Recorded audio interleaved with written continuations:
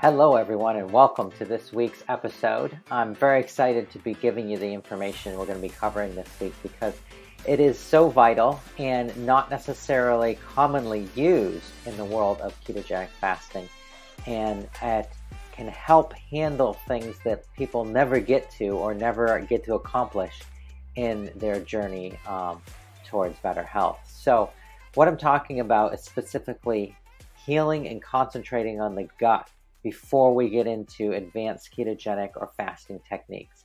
The reason for this is that almost all, or perhaps all in a indirect manner, of the gains that you can get from fasting and from the ketogenic diet stem from or depend on the health of your gut, the health of your digestive system. And you don't always, when you start to go for body composition or improving energy, there's often a tendency to go, okay, I'm going to go keto, I'm going to do some fasting, and I'm just going to make my body burn fat and everything will be good. But in truth, if you don't concentrate on building up the cellular machinery and the digestive enzymes that are needed to allow you to burn fat for fuel, to allow you to digest and absorb nutrients correctly, you'll never get as far as you could, and perhaps never even get the things that you want handled fully handled. So I'm going to go over a little bit of theory as we go through this, but mostly I'm going to give you very actionable techniques and activities that you can use in your day-to-day living in order to improve your gut health and truly become fat and keto adapted so that you're able to get the full benefits of a ketogenic fasting lifestyle. So first of all, I'd like to go over when a person is able to burn fat for fuel. This is what we call fat adapted. So this is kind of a low level, beginner level. You're able to burn fat for fuel. Maybe you're getting rid of some body fat. That's great. But what we're really looking for is a full keto adapted state where your body's able to get into deep therapeutic levels of ketosis and thereby solving some of the underlying health issues that you may be having and getting to the point where your body is just operating in tip-top condition. You're able to engage in life as you would like to and accomplish the things you would like to. You have the energy and the drive to really be present and be effective in your life and enjoy your life and be happy. So this doesn't necessarily happen by just dilly-dallying around with a little bit of a higher fat diet and lowering your carbs.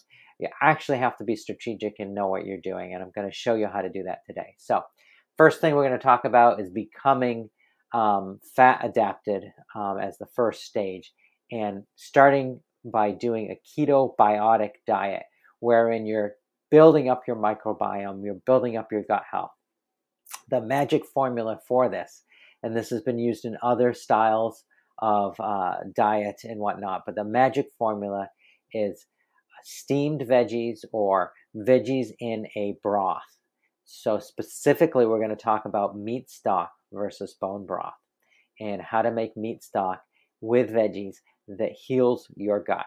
So just to clarify these two, they're often used interchangeably, but bone broth is the broth you get from boiling at a very low level or just up to where you're almost boiling bones. Just the bones. We're not talking about the meat on the bones or anything. And doing this for a very long period of time, so you really get a lot of the mineral content and a lot of the marrow nutrients that you can get by low-level heat applied for a long time to bones. However, this is not what you want to start with when you're healing your gut. Yes, bone broth has lots of valuable proteins in it, has collagen in it, and has a lot of other nutrients that are very valuable to your body.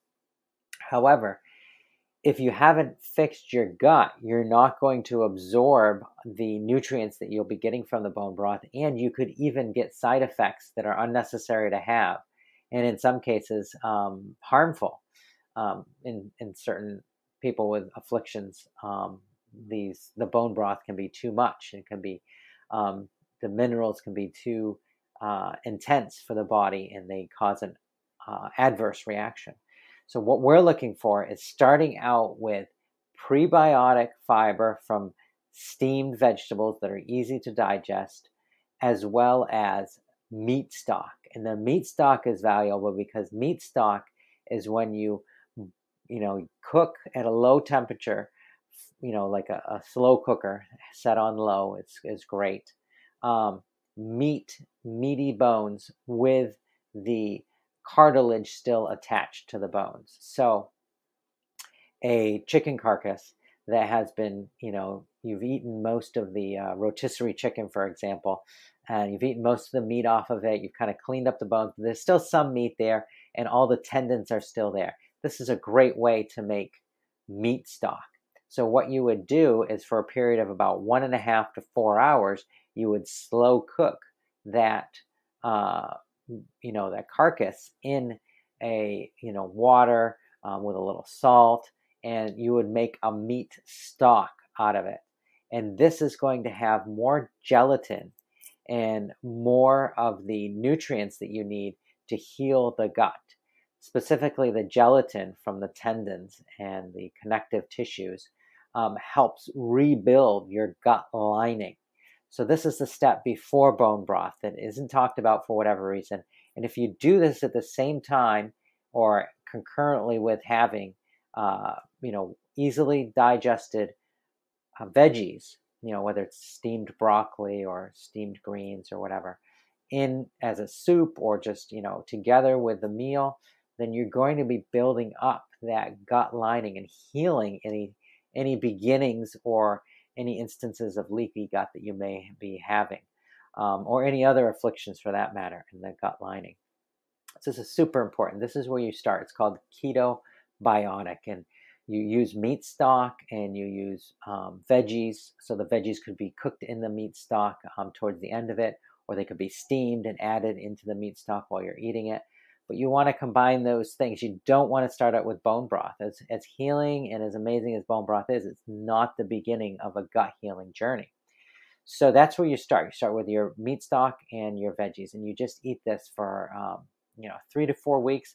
Not saying you can't have other foods that you find satiating, but you want to make sure in at least 2 meals a day you have those steamed veggies and meat stock. Obviously, the rest of your foods should be as nourishing as possible. And if you can make some of the other foods that you're eating very tender cuts of meat or other things that are easy to digest, we're looking at foods that are not going to stress out your gut for a 3 to 4 week period.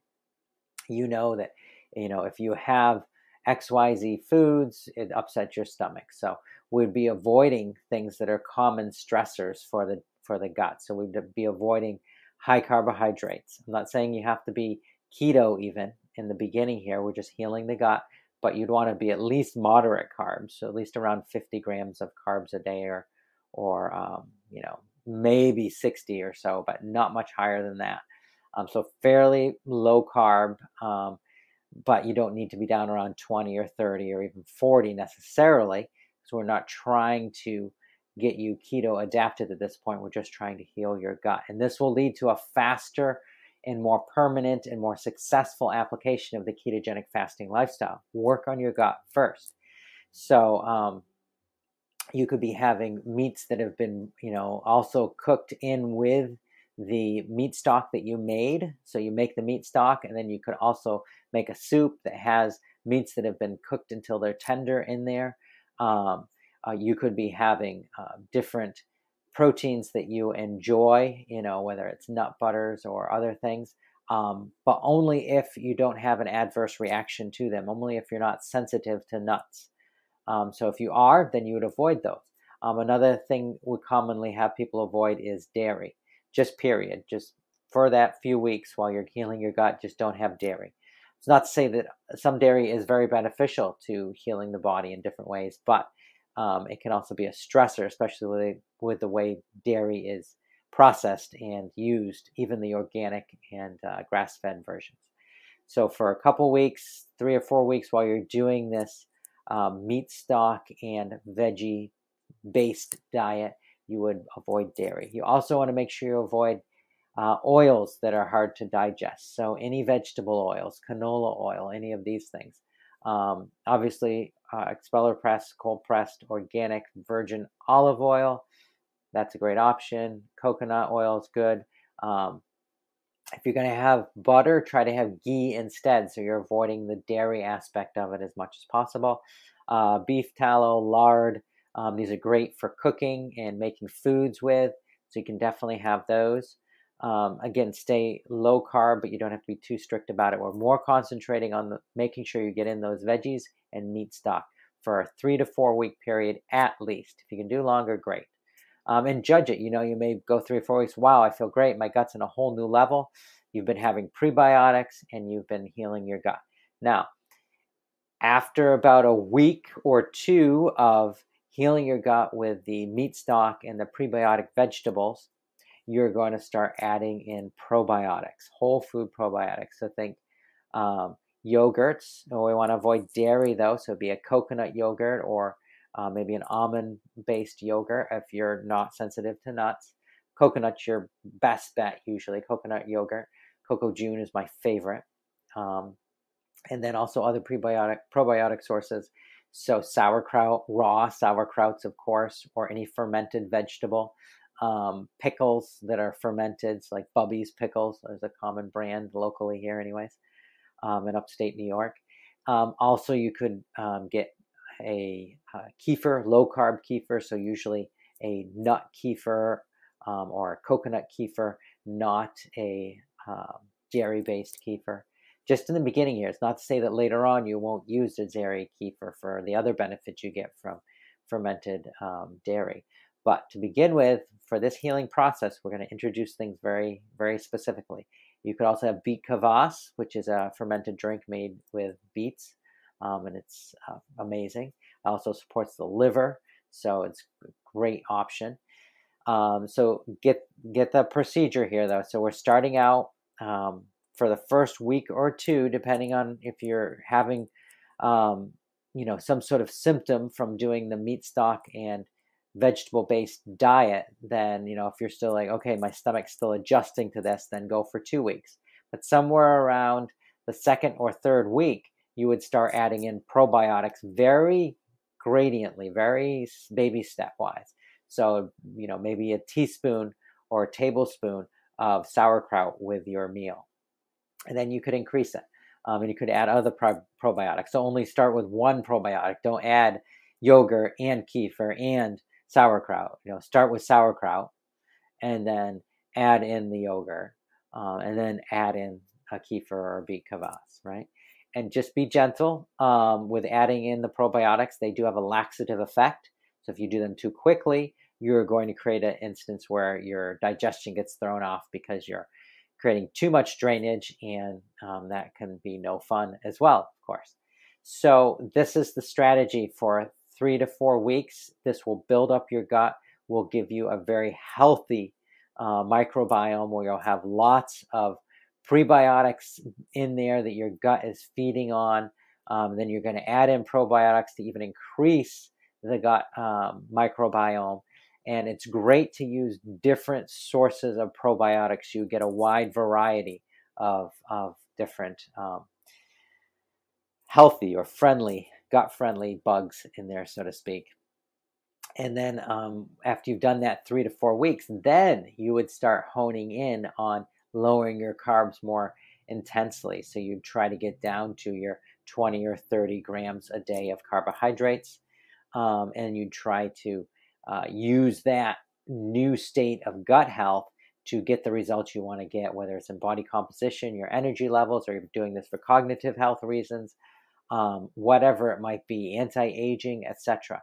So that's the strategy. You first work on gut health. Don't even worry about the carbs other than not having sugar and not trying to overdo it. Like keep it below 70 carbs a day if possible. It's totally possible. So just keep it below 70. And then build up that gut and then go into working on getting into deep ketosis and then start measuring, with a device like Keto Mojo, your blood ketones and glucose and seeing where things are at. First 4 weeks, don't even worry about it. This is kind of the magic strategy I've done with a lot of people who've been very resistant to getting into ketosis or have trouble fasting. After you've done that for 3 to 4 weeks, you can definitely improve your level or deep state of ketosis that you're able to get into. So even those who've been doing keto for a while, and they're like, well, I can never get into therapeutic states of ketones. I only ever get up to 1 on the scale when I'm measuring my blood. So I want to get above that. I want to be in therapeutic ketosis, and I want to get the benefits of deep healing and cellular detox and cellular healing you can get from a ketogenic diet. Well, this is the magic formula. Back off of everything. Do a keto biotic diet. Go higher carb by having more veggies, and have that meat stock. You don't want to use bone broth for this process. It may be somewhat successful, but you won't get that deep healing of the lining of your intestinal tract that you want to get by having the gelatin you get from meat stock and having the different collagen types that you get only from meat stock. So you have to use the meat stock and add in those veggies, then add in the probiotics, and do this for 4 weeks, 4 to 6 weeks if you can. And you'll see a whole new ability to get into a deeper state of ketosis, better ability to change your body composition, put on muscle mass while also getting leaner, improved energy levels, improved cognitive function. I've seen people have their memory improve just by doing this keto biotic plan. They're like, wow, my memory improved. Well, remember, a lot of your hormones are made in your gut. A lot of the neuro interconnections that occur that make us able to function cognitively occur in the gut. It's often referred to as the second brain, right? So use these tools to get there. Now, a little secret, while you're doing the keto biotic diet, do intermittent fasting at the same time. So don't overdo it. Don't try to do 24-hour OMAD fast. That's not what I'm talking about. I'm talking about a 14 to 16 or even 12 to 16 hour intermittent fast, 4 to 5 days a week, with at least 2 days of solid 3 meals a day, no more than 12 hours of fasting. Now, the reason we're doing this is we want to give your gut time to take advantage of the healing process, but we don't also want to overstress it. So this will take us to a certain level of healing. Now, the next thing you want to do, let's say you do this keto biotic diet, you've now been doing keto for 8 weeks and you're in a deep state therapeutic ketosis. Now you want to try to extend your fast longer and longer, and now you will get the healing benefits of extended fasting. If you try to do extended fasting without healing your gut first, you're going to have less results. Lower amounts of healing will occur. So what you want to do, keto biotic, heal your gut, get into deep nutritional ketosis or a deeper state of ketosis at least, and then start extending your fast. If you can get up to a 36-hour or 48-hour fast, anywhere beyond 24 hours, your body's starting to produce stem cells. And the stem cells start in the gut. Your body first, for whatever reason, produces stem cells that are regenerated and able to heal parts of your body from your gut. And so you hit 24-hour fast, you're going to be healing your gut. But if you do it before you're keto adapted, before your gut is healthy and has the right microbiome, you're actually going to stress it and not necessarily contribute to the healthy state you want in your gut. Have you ever fasted? For those of you who fast, and then after the fast, you have trouble eating again, or things don't digest quite correctly? Well, you haven't healed your gut fully, and you're trying to stress it with fasting. So you've altered the sequence there. So you can get into really therapeutic, high therapeutic levels of ketosis and benefit from extended fasting if you do the Keto Biotic gut healing plan first.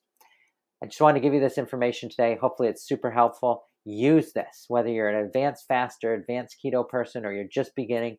If you use this strategy first, you'll have amazing results, and you'll get amazing benefits from the program. Okay, thank you for listening to me today. Thank you for checking out this episode. I hope you got a lot out of it. For more information about fasting and the ketogenic diet, look at my Instagram account at Longevity Fitness and Health. Click in the bio and look for the Flexible Fasting System, where I teach all about how to use fasting for gut health and for overall general health and every possible benefit you can get from it. Look forward to hearing from you. Have a great rest of your day and feel free to reach out to me anytime. Thank you.